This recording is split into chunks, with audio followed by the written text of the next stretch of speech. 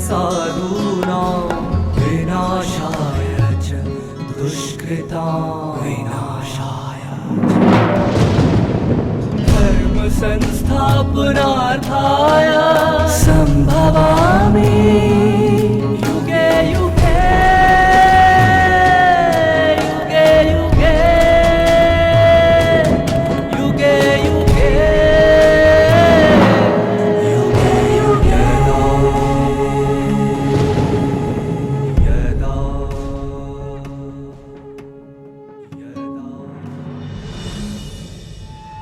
अब हम दूसरों का नहीं, स्वयं का आकलन करें कि मेरे संस्कार कैसे हैं। जन्म जन्मांतर हम राजसिक व तामसिक कर्म ही करते आए, जो हमारे संस्कार हमारे व्यक्तित्व से झलक रहा था। अपितु भगवान के निर्देशन में अभी हमारे कर्म सात्विक होने ही चाहिए। हमारे कर्म सात्विक ही होने चाहिए। भगवान स्वयं सतो रजो तमो इन गुणों से परे है। पवित्रता के सागर परमात्मा सदा पावन है। अतः उनके सानिध्य में हमारा जीवन भी पावन श्रेष्ठ हो जाएगा। ओम शांति। मुक्तेश्वर मुक्ति जीवन मुक्तिदाता सभी मनुष्य आत्माओं को दुख अशांति भय क्लेश सभी से मुक्त करने वाला श्रीमद् भगवद गीता के ज्ञान दाता पतित पावन पिता परमात्मा के सन्निधान में जब गीता ज्ञान की चिंतन करते हैं, अपने आप को बहुत सौभाग्यशाली महसूस करते हैं। जी हाँ, ये 18वें अध्याय है मोक्ष संन्यास योग। दुनिया में हर कोई चाहता है कि हमें मोक्ष मिल जाए, दोबारा इस धरती पर आना ना पड़े, एकदम जाके हम भगवान में लीन हो जाए। लेकिन गीता के अनुसार मनुष्य आत्मा और परमात्मा का अपना अस्तित्व है, दोनों अलग अलग है।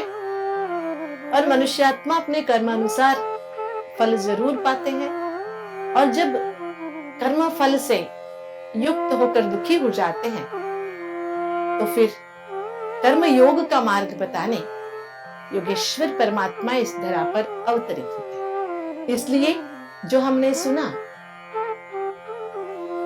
कि शारीरिक थकावट हो जाएगी इसलिए काम छोड़ देना, या बच्चे क्या कहेंगे मोहवश काम छोड़ देना या कर्म छोड़ देना, ये त्याग की परिभाषा है नहीं। त्याग वो चीज है जो खुशी खुशी से हो जाए और जिसमें कोई अंदरूनी दबाव ना हो, करने के बाद जताना ना पड़े कि मैंने इतना किया मैंने इतना किया।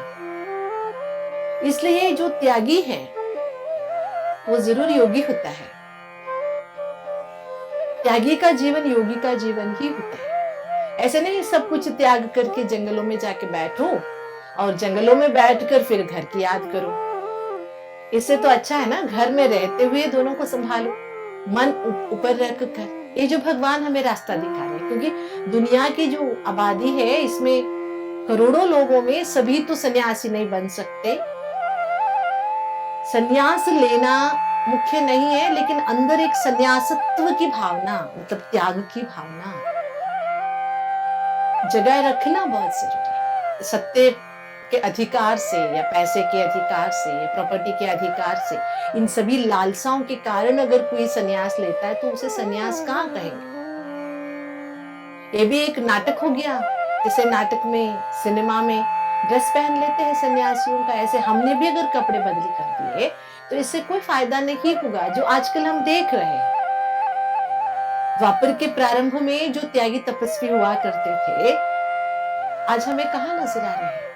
क्योंकि आजकल के जो त्याग है, जो भगवान ने कहा, वो तामसिक त्याग तक आ गया है। आजकल हम देख रहे हैं एक गुरुपीठ के लिए भी अगला जो गुरु होगा वो अपने ही रिश्तेदारों में से कोई होगा। सब छोड़ छाड़ने के बाद फिर ये अपना पराया कहाँ से आ गया? इसी को दर्शाते हुए आगे का श्लोक हमें बताता है, न द्वेष्ट कुशलम कर्मा कुशले नानुपज्यते त्यागी सत्व समाविष्टो मेधावी चिन्ह संशय। बहुत सुंदर सा है। जो सात्विक त्यागी है, जो कर्मफल त्याग करने वाला है, उसमें अंदर कोई संशय नहीं रहता, चिन्ह संशय। अगर कोई अकुशल कार्य हो गया तो भी द्वेष नहीं करेगा, कुशल कार्य के लिए बहुत अपने आप को मेहरबान भी नहीं होगा। दोनों में समान स्थिति रहेगी उसकी। अच्छा फल मिलने पर फूले न समाये, थोड़ा सा आगे पीछे हो गया, बिल्कुल धरती पे आ गया, ऐसा नहीं होगा। जिसकी बातें हम क्रमशः करते आ रहे हैं, भगवान ये कहते हैं आज के जमाने में ऐसे नहीं कि ये त्याग की परिभाषा बुढ़ापे के लिए है, नहीं, बिल्कुल नहीं। जो बचपन में नहीं सीखा वो बुढ़ापे में हम सीख नहीं सकते। हर मनुष्यात्मा अपने आदत से मजबूर है और सदैव मेहनत का फल मीठा होता है, ऐसे मान के चलेंगे तो मीठा ही होता है। एक गांव में एक 80 साल का व्यक्ति रहता था। वो देखने के लिए तो 40 साल का लगता था। सभी गांव वाले हैरान थे कि इसने अपनी तंदुरुस्ती ऐसे कैसे बना के रखा। वो सवेरे सवेरे उठ के ना पहाड़ी चढ़ के कहीं तो जाता था और कुछ फल लेके आता था और खाता था। सबने देख देख के एक दिन सोचा कि इसका पीछा करेंगे। पीछा करते गए, वो ना पहाड़ी में कहीं गुम हो गया, दिखाया नहीं दिया। फिर थोड़ी देर के बाद वो कुछ फल हाथ में लिए वापस आया। फिर उस गांव की जो सरपंच था उसने कहा तुम भी जाओ, उसने फल कहाँ से लाया, तुम भी तोड़ के आओ ताकि हम भी तंदुरुस्त हो सके। उनके जो लोग थे कर्मचारी वो गए। अगले पहाड़ी पे ना केवल बेर के ही पेड़ लगे हुए थे, बहुत सारे बेर के पेड़। बेर का फल तोड़ के आया है। बेर खाने से कौन तंदुरुस्त बन सकता है? हम भी तो रोज खाते हैं, इसमें क्या बड़ी बात है? तो सभी ने उसके एक दिन तलाशी ली और कहा कि तुम सच बताओ, तुम्हारी इस तंदुरुस्ती का राज क्या है? उसने कहा कि मैं हर काम अपना खुद हाथ से करता हूँ, रोज 10 किलोमीटर चलता हूँ, पहाड़ियों पर जाता हूँ, खुद बेर तोड़ के लाता हूँ और खाता हूँ। और ये मेहनत का फल जो मैं खाता हूँ ना, और जो खाता हूँ उसे हजम भी करता हूँ, जिसके फलस्वरूप मेरी तंदुरुस्ती बहुत अच्छी है। सब हैरान रह गए, केवल बेर के फल खाकर और सामान्य रूप से खाना खाकर इतना तंदुरुस्त है, क्योंकि इसका सोच तंदुरुस्ती की है। इसकी सोच है ना, खुद मेहनती है, मेहनत का फल मीठा है, मेहनत का फल उसे तंदुरुस्ती प्रदान कर रही है। आजकल हम क्या हो रहा है, डिजिटल के जमाने में बैठे बैठे थकते नहीं है हम। हाथ में एक मोबाइल आ गया, बस 12 घंटा बैठे रहेंगे, उठेंगे नहीं उस जगह से। दूसरे कोई काम के लिए एक ही जगह बैठने को कहो तो कहेंगे अरे मेरा ना कमर दुखता है, पैरों में दर्द है, मैं एक ही जगह 10 घंटे बैठ नहीं सकती हूँ। लेकिन मोबाइल देखते या टीवी देखते घंटों बीत जाते, पता नहीं चलता। या इसे कुशल कर्म कहेंगे? क्या लगता है? देखिए, हमारे कर्मों में संतुलन नहीं है। आजकल पहले चूल्हे नीचे हुआ करते थे, बैठ के काम करते थे, उठते थे, झुकते थे। आजकल हमने प्लेटफॉर्म बना लिया किचन की, खड़े खड़े हम काम करते हैं। एक तरफ हम खड़े खड़े काम करते हैं जिसके कारण घुटनों में, कमर में दर्द ज्यादा हो रहा है। एक तरफ हम बैठे थकते नहीं है टीवी के सामने, डिजिटल इक्विपमेंट के सामने, दोनों में बैलेंस नहीं है। पहले पूजा पाठ के लिए बैठते थे, घंटों बैठते थे, लेकिन नीचे जमीन पर बैठते थे, पद्मासन पे बैठते थे, मन में शुद्ध विचार रख के बैठते थे। ऐसा नहीं कि टीवी की गंदी गंदी बातें, नेगेटिव सोच, मारपीट, दंगे, किसी की मर्डर कर देना जैसे कि कॉमन बात है। इसलिए त्यागी वो है जो अकुशल कर्म से दुखी नहीं होता है, कुशल कर्म से बहुत फूले न समाता है, जिसमें संतुलन बनाए रखता है। तो हमारे अंदर ये जो भावना आनी चाहिए, जो अगर थोड़ा सा गलत भी काम कर लेता है उसके प्रति हमारा द्वेष ना हो। अब बताइए, हम किसी से द्वेष करते हैं तो नुकसान किसका होता है? जिससे हमने द्वेष रखा है उसका होता है या हमारा? कहने को तो डायलॉग में कह देते हैं, पता नहीं जलने की बू आ रही है कहीं से, लेकिन खुद जो जलते रहते हैं उसमें बदलाव नहीं लाते। इसलिए भगवान ने जो स्पष्टता की है, त्याग वो चीज है, त्यागी उसे कहते हैं जो समान भाव रखता है। जो पहले भी हम सुने थे ना, समत्वम योगो उच्यते। द्वेष का भावना है या मैंने ही सब कुछ किया, ऐसी भावना कभी नहीं हो। आगे चलकर जो भगवान की बातें हम सुनते हैं, नहीं देह भृता शक्यम त्यस्तुं कर्मण्यशेषतः यस्तु कर्मफल त्यागी स त्यागी इत्यभिधीयते। देह भाव में आकर, देह भृता शक्यम, देह भाव में आकर ये मैंने किया, ये मैंने किया, ऐसा व्यवहार वो कभी नहीं करेगा। फिर हम वहीं पहुंच गए, मैंपन का त्याग। करतार कराने वाला अलग है, करन करावनहार बैठा है, वो मेरे द्वारा करा रहा है। अगर मेरे पूर्व जन्म फलस्वरूप मेरे से गलत काम हो भी गया, लेकिन हम सोचते हैं मेरे से गलत काम हो गया तो भगवान जिम्मेवार है। ऐसी जो गलतियां हम कर रहे हैं, ऐसे ना करें। हम एक माध्यम मात्र है, भगवान हमारे द्वारा कर्म करा रहे हैं। इसकी भावना, क्योंकि हर मनुष्य आत्मा के अंदर ये जो कर्म करने के तरीके हैं, भगवान जो कर्म कराता है, उस कर्म करने के तरीके में अपने पिछले संस्कार भी हम एडिशन कर देते हैं। जैसे भगवान कराते हैं वैसे पूरी तरह से हम करते नहीं, आधा अधूरा अपना भी मिला देते हैं, तभी काम बिगड़ जाता है।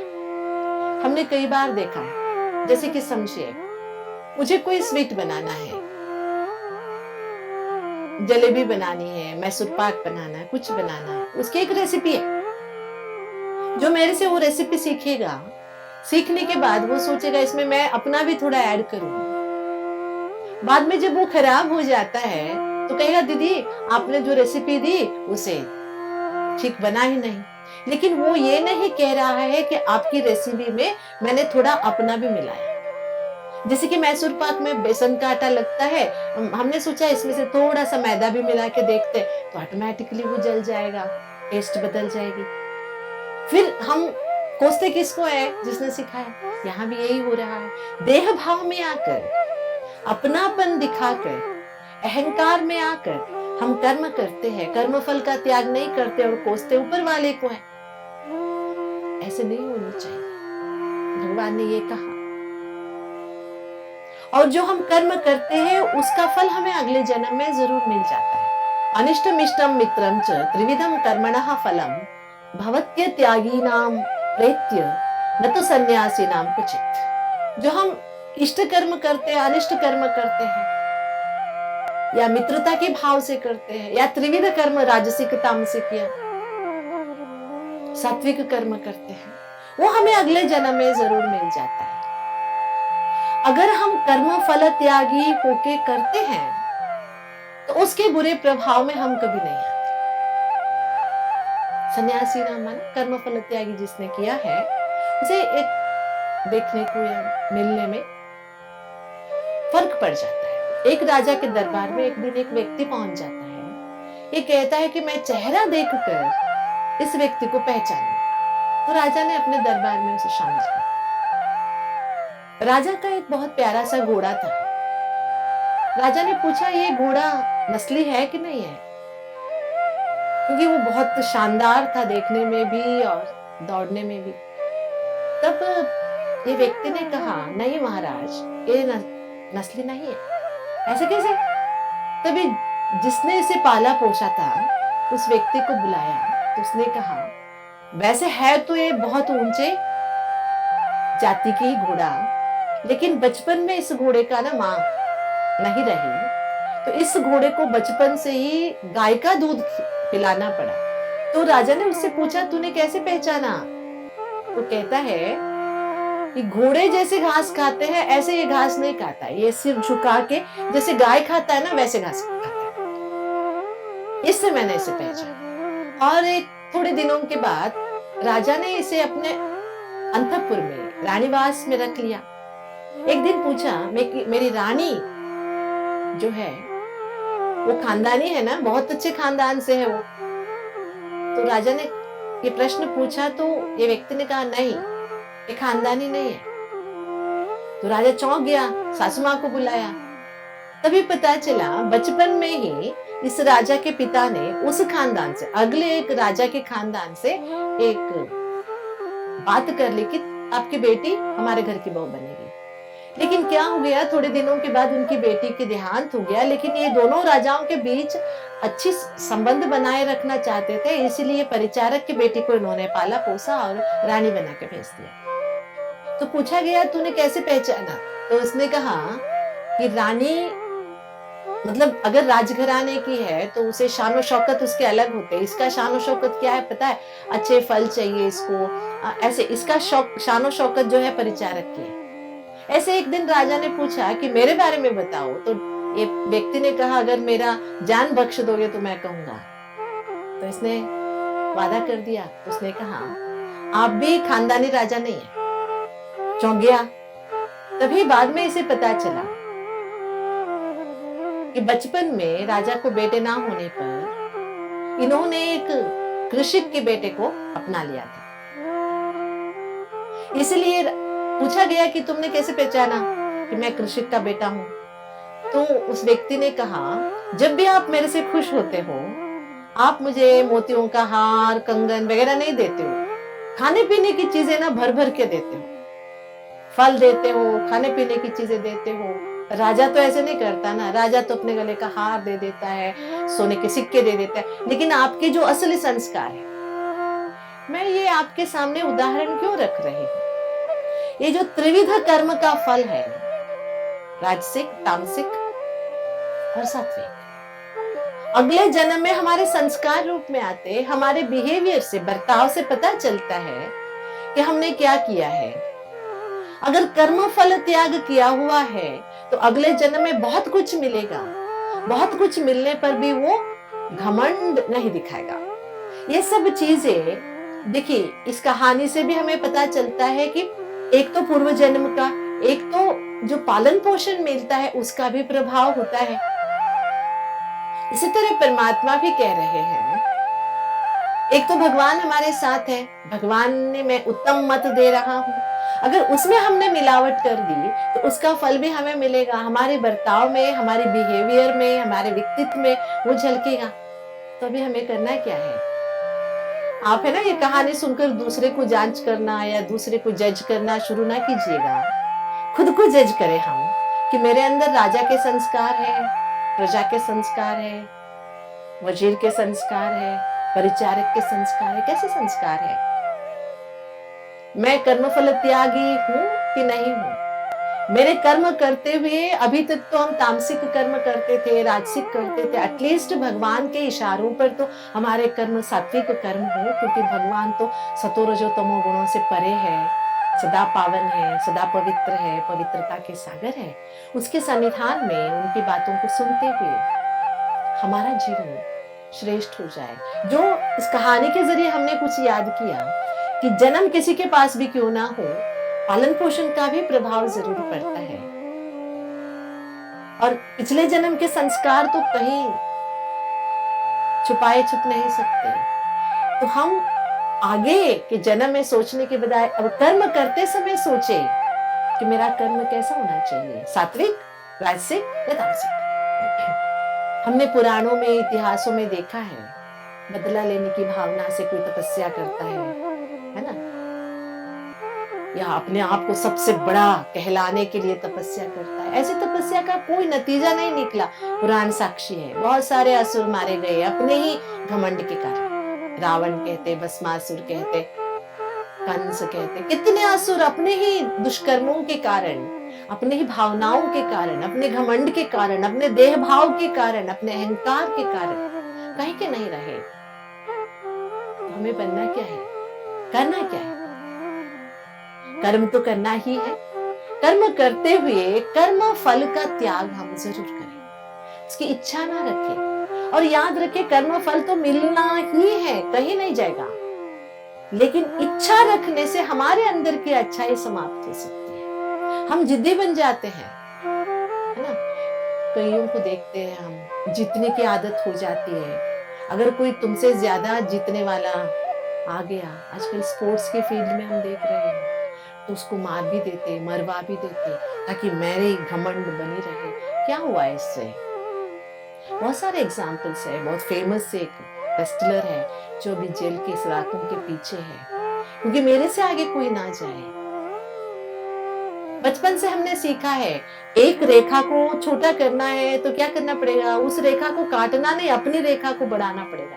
इसी तरह अगर हम अपने कर्म पे अटेंशन दें, हम अपने कर्म फल त्याग पर अटेंशन दें, अच्छे कर्म करें और फल की इच्छा ना करें, तो ऑटोमेटिकली हम ऊंचाइयों को छूते रहेंगे, श्रेष्ठ कर्म होते रहेंगे हमसे।